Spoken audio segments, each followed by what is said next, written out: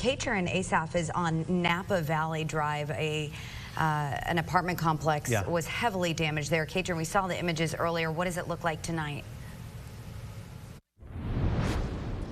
Yeah, just a lot of devastation here, similar to what you've been seeing across the Little Rock metro region. But I want to point your attention. It's really dark, but you can see a little bit of just the debris behind me. I mean, this is a metal fence that's been bent around a tree snapped in half, debris everywhere. We have literally seen pieces of buildings in trees, up in the branches of trees.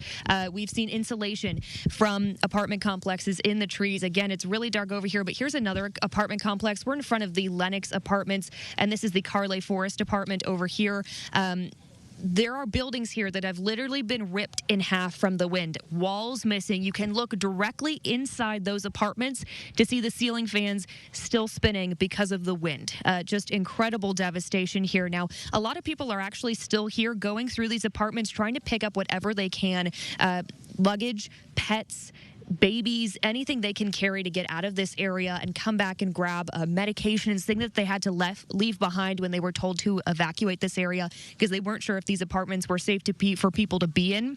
We did speak to one woman who told us that this was the most traumatic moment of her life, and she described those moments to me when she had to grab her child and go into the bathroom and how terrifying those winds were.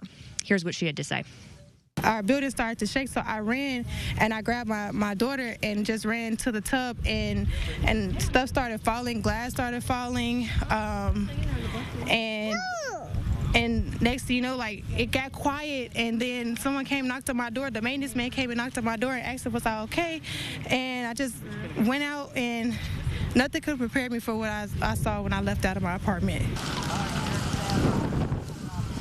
Now, that woman told me that what she did see was, again, literally pieces of her apartment building lying on the ground in branches of trees, missing. Now, she did tell me right now that she was still traumatized, that she couldn't really process the information, and that she was going to stay with the loved one while they tried to figure out where she was going to stay because her home was gone. She was just one of many people I spoke with today who really don't know what their next steps are.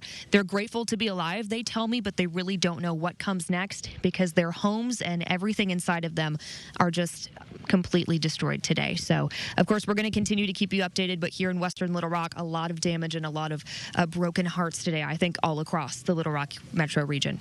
Reporting in Napa Valley Drive, Katrin Asaf, back to you.